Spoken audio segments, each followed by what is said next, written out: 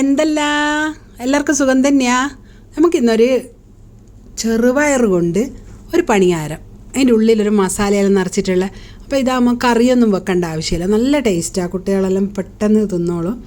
അപ്പോൾ അതെങ്ങനെയാണ് ഉണ്ടാക്കുന്നതെന്ന് നോക്കാം. അതിനായിട്ട് ഒരു പാത്രം എടുത്ത് വെച്ചിട്ട് അതിലേക്ക് ഒരു 1/4 കപ്പ് ചെറുപയർ ഇട്ടിട്ട് നല്ലോണം ഒരു 2-3 പ്രാവശ്യം കഴുകി എടുത്തിട്ട് നമുക്കിതൊന്ന് ഒരു 8 മണിക്കൂർ കുതിരാൻ വെക്കണം.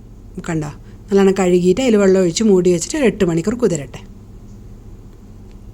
8 മണിക്കൂറായിട്ടുണ്ട്. കണ്ടോ, വെള്ളമെല്ലാം വറ്റിപ്പോയി, നല്ലോണം കുതിർന്ന് വന്നിട്ടുണ്ട്.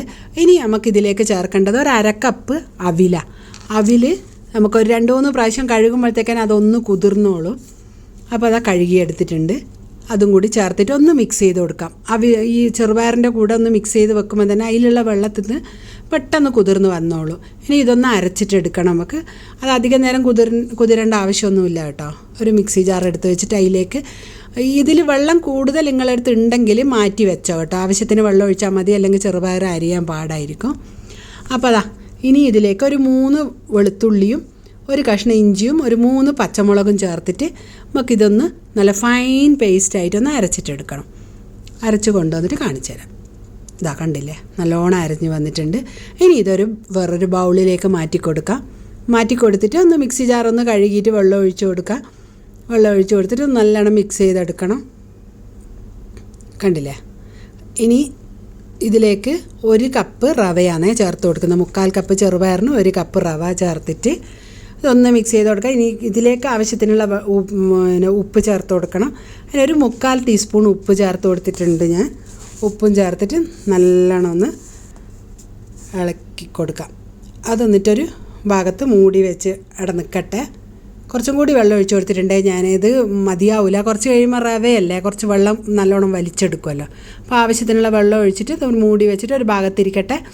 ഇനി നമുക്കൊരു പാൻ അടുപ്പത്ത് വെച്ച് അതിലേക്ക് 1 ടേബിൾ സ്പൂൺ ഓയിൽ ഒഴിച്ച് കൊടുക്കുന്നുണ്ട്. അത് നിങ്ങൾക്ക് ഏതെണ്ണ വേണമെങ്കിലും എടുക്കാം.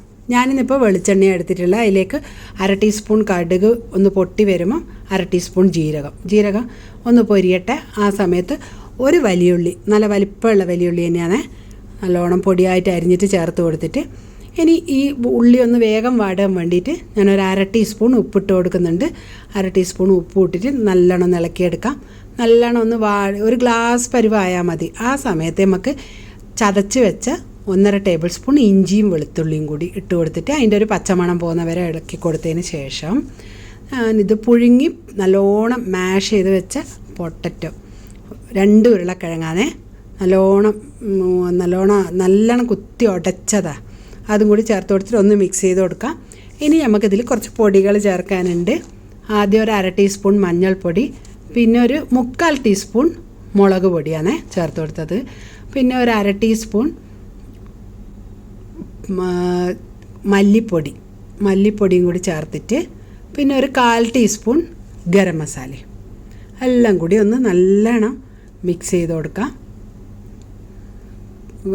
ഈ സമയത്തെല്ലാം വളരെ ലോ ഫ്ലെയിമിലാണേ ഇടാവും, അല്ലേ കരിഞ്ഞു പോകാണ്ട് നല്ലോണം അടുപ്പത്ത് തന്നെ നല്ലോണം ഇളക്കി അതുപോലെ കുത്തി ഉടച്ചുടച്ച്. ഉരുളക്കിഴങ്ങ് ഒട്ടും കട്ടയില്ലാണ്ടിരിക്കണേ, നല്ലോണം പൊടിച്ചെടുത്തതായിരിക്കണം.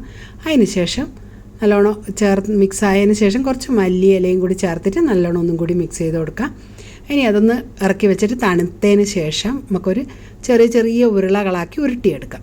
കണ്ടില്ലേ, നമ്മൾ മറ്റേ മസാല ബോണ്ടക്കെല്ലാം ഉരുട്ടിയെടുത്ത പോലെ കണ്ടോ, നല്ലോണം ഉരുട്ടിയെടുക്കുക. ഇതുപോലെ ചെറിയ ഉരുളകളാക്കിയിട്ടാണേ, കാരണം നമ്മൾ കുഴിയപ്പത്തിൻ്റെ കുഴിയിലിട്ടിട്ടല്ലേ ഉണ്ടാക്കിയെടുക്കുന്നത്. അപ്പോൾ അതിന് വളരെ ചെറുതേ പറ്റുള്ളൂ.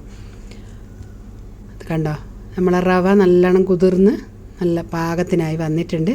ഇനി നമുക്ക് കുഴിയപ്പത്തിൻ്റെ കല്ലടുപ്പത്ത് വെച്ചിട്ടൊന്ന് ചുട്ടിട്ടെടുക്കാം. ആദ്യം ഒന്ന് കുറച്ച് ഓയിൽ ഒന്നിങ്ങനെ ഓരോ തുള്ളി ഓയിൽ ഓരോ കുഴിയിലും ഉണ്ടായാൽ മതി, അത്രയേ വേണ്ടൂ. ഇതുകൂടെ ഇങ്ങനെ ചെയ്ത് കൊടുത്തതിന് ശേഷം ചെറിയ സ്പൂണ് വെച്ചിട്ട് കുറേശ്ശെ ഒരു പകുതിയോളം മാവ് എല്ലാ കുഴിയിലും അങ്ങ് ഒഴിച്ചു കൊടുക്കുക. കണ്ടില്ലേ, ഇനി ഇതിൻ്റെ നടുവിൽ നമ്മൾ ഉരുട്ടി വെച്ച ഓരോ ഉരുളയും വെച്ചിട്ട് ഒന്ന് അമർത്തി കൊടുത്താൽ അതിൻ്റെ ഉള്ളിലട ഫിക്സ് ആയിക്കോളും. കണ്ടോ, ഇതുപോലെ എല്ലാം ഒന്ന് ഫിക്സ് ചെയ്തതിന് ശേഷം ബാക്കിയുള്ള മാവ് സ്പൂൺ കൊണ്ട് ഒന്ന് അതിൻ്റെ മുകളിലൊന്ന് ഫില്ല് ചെയ്ത് കൊടുക്കുക. നല്ല ടേസ്റ്റാണ് കേട്ടോ. തിരിച്ചു മറിച്ചു വിട്ട് നല്ലോണം ഒന്ന് മൊരിയിച്ചെടുത്ത് ചൂടോടുകൂടി കഴിക്കാൻ. അപ്പം എന്തായാലും എല്ലാവരും ഒന്ന് ഉണ്ടാക്കി നോക്കണേ. ഒന്ന് മൂടി വെച്ചിട്ട് ഒരു 2 മിനിറ്റ് മീഡിയം ഫ്ലെയിമിലാണേ വെക്കാവോ, അധികം ഹൈ ഫ്ലെയിമിലിട്ടാൽ കരിഞ്ഞു പോകും. അതിന് ശേഷം ഇതൊന്ന് തിരിച്ചിട്ടിട്ട് എല്ലാം ഒന്ന് തിരിച്ചിട്ട് കൊടുക്കുക. കണ്ടില്ല, ഒന്നും ഒട്ടിപ്പിടിക്കുന്നൊന്നുമില്ല. ഈ ഒരു തുള്ളി ഓയിലേ വേണ്ടു, രണ്ട് ഭാഗവും ഒന്ന് മൊരിഞ്ഞ് കിട്ടാൻ, അത്രയേ വേണ്ടു. എണ്ണയൊന്നും ഇനി ചേർക്കണ്ട. മറിച്ചിട്ടിട്ട് പിന്നെ ഒന്ന് മൂടി വെച്ചിട്ട് 1-2 മിനിറ്റ്, അതിലപ്പുറം വേണ്ട. കണ്ടോ, 2 ഭാഗവും റെഡിയായി വന്നിട്ടുണ്ട്. കണ്ടില്ലേ? ഇനി നമുക്കിത് കോരി മാറ്റാം.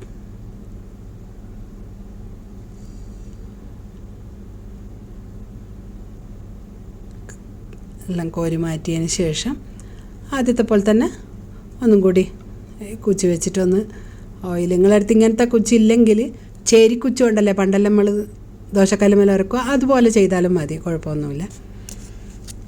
കണ്ടോ, നല്ല അടിപൊളി ബോണ്ട ടേസ്റ്റിലുള്ള പണിയാരം റെഡി. എല്ലാവരും ഉണ്ടാക്കി കഴിച്ചു നോക്കി അഭിപ്രായം അറിയിക്കാൻ മറക്കണ്ട. അടുത്ത ആഴ്ച പുതിയൊരു വീഡിയോയുമായിട്ട് കാണുന്നത് വരെ എല്ലാവർക്കും താങ്ക് യു.